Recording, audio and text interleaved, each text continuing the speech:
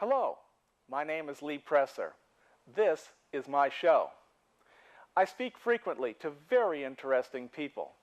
Some of these conversations are so exciting, so intellectually stimulating, I thought others might like to listen in.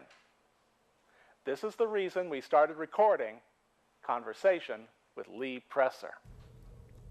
Welcome to Conversation with Lee Presser. The Illinois Legislature passed a bill at the end of June which provides state money to all Illinois elementary and secondary school districts for their 2016-2017 school year. The districts will receive at least as much as they received during 2015-2016. The state will spend an extra $80 million on early childhood education. Districts that serve low-income students would get a share of a $250 million poverty grant. Chicago schools will receive more than half of those two funds. School districts in Metro East are somewhat relieved by the state's action. Some worried that without the state's money, schools might not have had the ability to open at the end of summer vacation.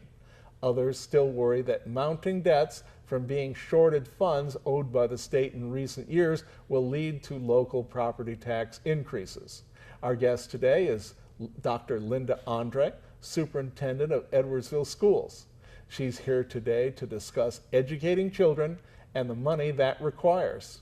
Dr. Andre became superintendent after longtime Superintendent Ed Hightower retired at the end of the 2014-2015 school year. Dr. Lynda Andre, welcome to Conversation. Thank you.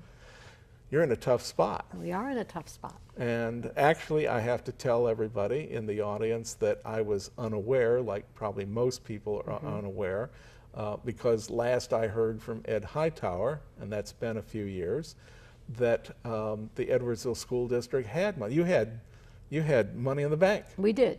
We did. And in the process of time, because of the shortage from what you were owed by the state, you have had to actually use up all of your cash in the bank. Correct. And then you've had to go borrow. Exactly. Okay. Exactly. So now I'm going to turn the story over to you. Oh, and this is what your second starting my second year. So yes. So you've sort of come into the middle of a tough spot. Of a here. tough spot. A Okay. perfect storm. So go ahead. Okay. Tell your message. Well, and I will start with the state funding, but that's really only part of the story. What we've experienced as a district has been a consistent decline since 2008 of state funding. The level of state funding we received for basically the same number of students, we operate the same number of schools, and the same number of square miles that we transport those 7,500 students hasn't really changed since 2008. At that time, we were receiving nearly $17 million each year in what's called general state aid and some other programs such as transportation reimbursements, special education, and early childhood. Today, we're receiving $7.2 million less each year. So you're about 9.5 instead of 17. Exactly. And in that time, that amounts to almost $40 million that we would have received in that period of time. Now, pause there for just a second. I understand that this has actually been going on since 1998? 2008. But I also heard that since 98 there has been a series of shortages as well. Not quite as bad as what you've experienced, but I think Dr. Hightower said that there were monies that should have been given but were not given to the school district, but he managed to work around it. Yes, and you know, there are things with school funding in Illinois that districts like District 7 are going to fare less well in the area of finance than other districts. And because those things are the poverty count, which we have a very low poverty count, but we have property wealth. And so I'm going to talk a little bit about what, at the same time state revenue started declining rapidly, so did our property tax revenue. So it's really that perfect storm of both of those things that's caused us to, and caused the board to do a number of things to try to cope with this situation that got us to where we are today, where we are going to have a question on the ballot in November asking voters to increase the education fund. So if I could, I'll go back to the state funding. Before you do that, sure. Let's clarify something. Yes. In my introduction, I said, oh, the state came forward with more money. Okay. In talking to some people, well, that solved their problem, didn't it? Did what the state did last month in June solve your problem? What it told us. Other than this 1 year. Okay. Other than What this it 1 told year. us is what we can expect for the 2016-17 year. That's information a month ago we didn't have. So in some respects, in terms of budgeting and planning, we now know what we can expect from the state of Illinois. That's information we didn't have as we entered starting the fiscal year on July 1. But I think what it speaks to is that we're operating on a year-to-year basis. Several months before that, there had been a number of education reform proposals being circulated throughout April, May, June that had us losing anywhere from $6 million a year to $3 million a year to a slight gain. And so I think what it speaks to is the uncertainty, the year-to-year uncertainty that districts like District 7 are experiencing, and all districts, because of the changing decisions about how to fund schools and some of the, certainly the impact of the budget standoff that have occurred that causes us not to have that information, but we have to go ahead and plan for staff. We have contractual obligations and we have school to open. Mm-hmm. So it doesn't solve the problem, it just tells us what we're going to get. That amount, though, is significantly less than what we used to receive. And so part of the story is that since 2008, the declining state revenue has definitely caused us to have to use cash reserves. We have done a number of things. We have frozen salaries for a period of time. The board did $12 million of reductions. We borrowed money, working cash money, and had to use that, but we're still deficit spending. But I think the other part of the story is the EAV at the same time. If you What's talk EAV? The Equalized Assessed Valuation, the property value within District 7 boundaries. We have 185 So people's homes that are people's listening to homes and this. the businesses, the value Right. of the buildings. We're considered a property wealthy district in the eyes of Illinois. And so that had been at an all-time high in the mid-2000s. And so part of the way that the district and other districts were able to compensate for a flat education fund tax rate is that property was becoming increasingly valuable. And we saw that with our homes, and we saw values really moving upwards, which for all the taxing bodies, including school districts, we gained more money every year as that assessed valuation As the total bubble. As the increased. bubble It's the increased. bubble. Right. And as that increased, we were enjoying additional several millions of dollars of revenue additional each year that compensated for a 40-year-old tax rate. And then the bubble burst. And then the bubble burst. Right. Now, before you go there, where do you get all your money from? You get lots of money from various sources. Most of it comes from property tax. Property Through tax. through the bill that comes from the county. Yes. You get about what? 80% of the district's $72 million budget comes from the Property tax bills. taxes. So we're Right. heavily property tax dependent. Okay. That's a function of the way So Illinois funds its 80% schools. from property tax, and where's the other 20? 17% from the state of Illinois and about 5% from the federal government. And that's basically for Title I and for special education. So if you didn't get a dime from the feds or from the state from here on out, you got 80% of the money you need to run your district. Correct. Okay. Correct. Go from there. When the real estate Bubble burst. bubble burst, Yes. if you looked at a graph of the state funding with a sharp decline, you would see a similar sharp decline in the value of property, which then translated at a point into where we were not receiving even the same amount we had in previous years. Our EAV, that total value, went negative, and that was a very different scenario. When you put the two together, we, again, $12 million in cuts, salary freezes for all employees, spending all the reserves just as people do at home. You spend out of your savings because while you're in it, it appears that it might be short term. And it's always easier in hindsight to look back and say, who knew this would go on for 8 years? We believed it was a short term issue with the state. Nobody could predict the real estate bubble burst and how long and how deep that impact would be. As a school district, then you're coping with that by spending your reserves, borrowing money, reducing costs. In fact, our total payroll today in 2016 is less than it was in 2008. To show we have reduced staff, we've reduced all kinds of staff from every category.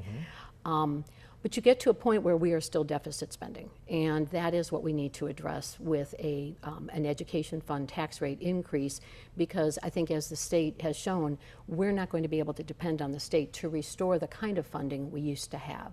We have that kind of mix of valuable property, low poverty, that in any of the scenarios, Illinois is not supporting that the way it used to be, and when you we're say going to take that down. low poverty, you mean that of the $250 million allocated by the state in this last budget deal, you're really not going to see much or any of that. Correct. You're not getting a slice of that pie, whereas some other districts, like maybe East St. Louis, is going to get a slice of that pie. That is true. Our poverty rate is between 15 and 20%, and that is low. Districts around us are in the 50s, 60s, 70%. The money is allocated to them. There are districts in Madison County receiving $800,000 and $900,000 million as a result of this new appropriation. We will receive $77,000, which sounds like a lot, but against a $72 million budget, it is really level funding for us, and that's why. And you mentioned transportation, so you get some money to run your buses. We get some money to run our buses, both regular education buses and special education buses, but that is also prorated, which means we get less than the established amount. And one of the challenges is, and it's a good problem, we have very stable population, but we have children that live all over 185 square miles. So our transportation costs are significantly higher than a small landlocked district, because we cover that space numerous times a day. Right. It's a vast space, area. right. And we have a lot of children bus dependent. So those are sort of factors unique to a school district that's as geographically large as ours is. And your special education children, they actually cost a lot more, don't they? I mean, each child in special education costs a lot more than each child sitting in a regular fourth grade or eighth grade class. That's correct. And all school districts deal with these costs. In our district, we have 725 children with an identified disability that are entitled to 725 that are entitled to a vast array of services. One of the misperceptions is that the state or the federal government pays for that. They do not. They pay about 12% of the cost. And this is true of all districts, that the local taxpayers are responsible for a lot of those costs. How did that responsibility land on you? I mean, when I was in school, of course, I know that's a long time ago, I don't believe that school districts had that responsibility. They could assume the responsibility, but it wasn't their responsibility. How did that change? Well, federal law requires that we provide what's called a free and appropriate public education, and we welcome that opportunity. We have students of all levels. We have some students who attend schools that are outside of District 7 because we can't meet their educational and academic needs. But that's you have that's to send true. them to special we facilities. send them to special facilities. And you have to pay for that out of your budget, property tax, short state money, short federal money. And all districts do. That's just part of managing the children that you have and providing an education either in your setting or in a setting that's appropriate for them. So those are additional costs that sometimes people think those are totally covered because they're governed by federal and state laws, but they're not. And so those are additional things that cost us money, just as there are lots of areas of our operation. I think people would be surprised what it costs to deliver a service in a school district that serves 7,500 students. I bet they would be surprised because most people don't run a business. Most people are employees and don't understand what it takes to actually run a business. And the school district is a giant business. It's a giant You're organization. one of the largest employers That's correct. in the county, aren't you? We have over 900 employees that serve our 7,500 students. Yes. And your annual budget is? $72 million. $72 million, of which the state is giving you just a small portion, but enough to make a difference when they short you. Exactly. And the education fund is what probably people would be most familiar with. It's everything and everybody you see in a school.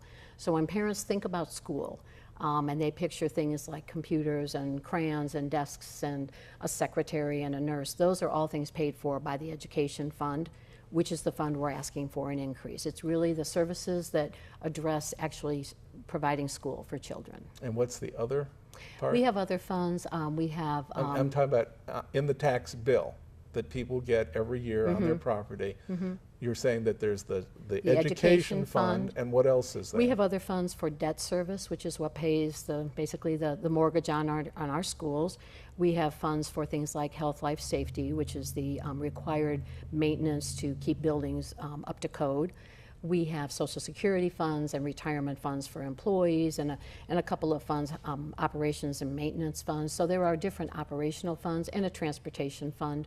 But the one that people think about when they think about what is school and what will, who will interact with my child and what will my child have in school, where do the textbooks, where does the paper come from, that's from the education fund, which is our largest fund. So if parents want to have an education for their children, they're going to have to pay for it. And Yes. they do pay And for they do it pay through their for it. property tax. Correct. But now we come to the bad part where the state has failed the people of Edwardsville School District. And so they may actually have to start picking up the portion that the state used to provide if they want to maintain the schools the way that they have been. Yes. Now, is there any room left after all of your freezes and letting people go? Is there any room left to cut some more?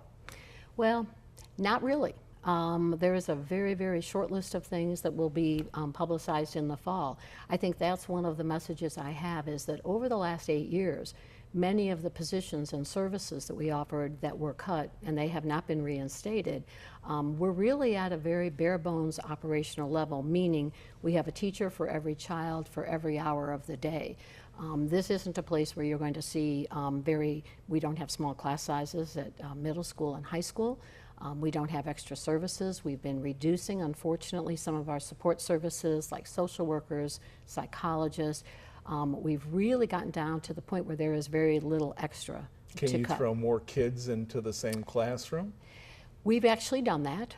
We have contractual limits that we follow because it's in our teacher's contract.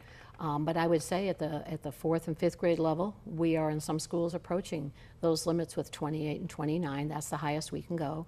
At the middle school, class sizes have been at the 30, 31, 32 level for several years. And certainly at the high school, some of our larger classes, the ones that everybody takes, English, math, social science, are in the low 30s. As a teacher, what difference do you see between sizes that you've just described and sizes as you would rather have them? What is the difference education-wise? You know, I think a lot of it comes down to a teacher's ability to meet children's needs. Children come here, the children that come through our district, we have a lot of information, assessment information. We know about them and what they need. But we have a lot of people that move here and a lot of students that come to us from a variety of private and parochial schools.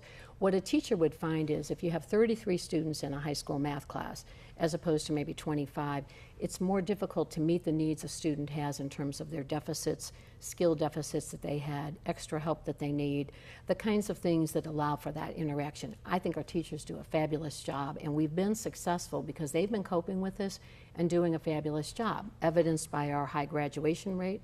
Our students go off to college and they're ultimately very successful because it's related to me, to the quality of the teaching staff, who have not let that become a barrier. But in the world of teaching, every teacher would tell you that they want to do more in terms of building relationships, helping students, being available before and after school to work with them, to help them improve. And that becomes a challenge when you have that many students each hour of the day. And I think you said to me before we went on the air that you have a significant number of your students that are college ready when they Yes. graduate from Yes. Edwardsville, as opposed to other districts even in the Metro East. Yes. We have, we're very proud of the fact that 95% of our senior classes, and this goes back more than 10 years, go to a 2 or 4 year college after graduation. We track that information. And everything about the high school is designed to get them to the point where they have as many options educationally as they can have. You take a freshman, and they're not really thinking. They're thinking past that year. They're not really looking at the 4-year plan. We have a very strong academic program. We share that with parents, the goals of everybody getting the education they need to be successful, to be able to go to those places, and we featured those students in our Focus on Finance series. I think our graduates do an amazing job of showing how they've benefited from the system. So we're very proud of that, and we think that is what the parents expect here. It's what the board expects. It's what the administration and the teachers expect. Okay. And we will continue, we're pledged to do that, to help students get to that point. So what can the homeowners and property owners of the district expect to hear from you as we approach the fall? Okay. Not from you, but from the school board. It's really the school board that does the asking, not the superintendent. Right. We're going to be talking about the specific amount of the request during August. We'll be discussing it in finance committee meetings and board meetings and putting that out. I put out a superintendent comments document that's emailed to every employee and every parent. We do the Focus on Finance, which is a video that I do every Monday where we're taking apart all of this information, putting it into small chunks and trying to help people understand this long story of how we got to this point of asking voters to tax themselves more so that we can return this district to some financial stability and continue adding those programs and services that parents expect. In order to do that, we'll have a lot of public meetings talking about how did we get here, what is it going to cost them, and what also it will provide for them, because we have some needs in the area of curriculum, technology, and school security that we need to address as a district to keep moving forward. By law and practice, you're not allowed to be a salesperson Correct. for this at all. Correct. Right? But you can tell people what it is that they're getting for their money now. Yes. And you can tell them what they might not be getting in the future. Correct. Right. Right. And what can't you tell them? What is it that I can't promote anyone to vote for it. I can't persuade people to vote for anything. That is going to be, that role will be taken by a community-based group that is forming now, who will work with the community. So if people want to help, they can let us know that. And we will connect them to the people who will be leading a committee, as we've done in the past with all of our referendums, whether it's to build a building or run a tax rate increase. You engage the community to help you tell that story to each and every person. I remember, actually it's a long time ago now, when Edwardsville School District needed that new high school building. Mm-hmm. I mean, people forget that what's now the middle school 20, yes. Was the high school. Correct. And that, so just imagine the district without that big building out there on Center Grove Road. That's absolutely true. And so, it took several tries to get it because people didn't actually believe that this was needed. Exactly. So hopefully, you're hoping, or the board's hoping, that people are actually going to take a look at the data, take a look at the facts, and make a significant decision. Yes, yes.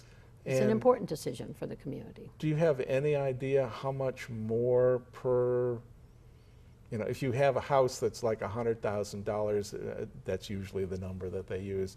Do we have any idea of how much additional property tax they're looking at? We will, but I can't release the amounts under discussion right now. We'll be having public meetings to discuss all that and to look at what those amounts are to make sure that we're getting the amount that we need to continue operating. And that's really the important thing about financial stability, is looking short and long term. So this is not off the cuff.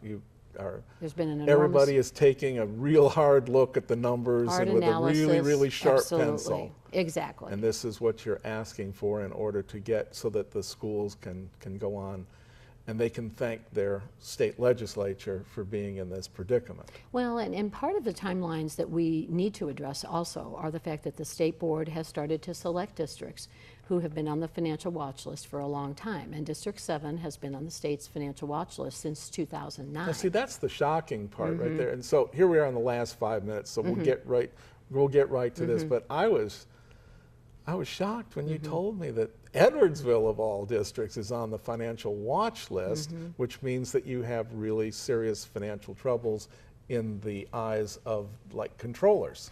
Well, and what it is, most districts, 60% of the districts in Illinois, I read recently, are deficit spending right now. So we're certainly not unique. But being on the watch list is a function of your expenses and your reserves. And when the district back in 2008, with the decline of state funding and the rapid decline of property tax revenue, started using its reserves, started borrowing, and continued deficit spending, that triggers certain actions on the part of the state. And they will be identifying more districts this year, and they'll continue to identify districts. We were one of a group of districts that they notified that we now need financial projections from you to see how you're going to fix that situation. And we supplied all of that information. But we do have to have that deficit gone by 2019. And that's a part of the state. What happens if you don't? Well, the state has statutory authority to do some things that they might exercise their authority to do. Like? Taking over the school district's finances. You mean like an St. Louis oversight City board, schools? An oversight board. It's a financial timeline that we're taking seriously.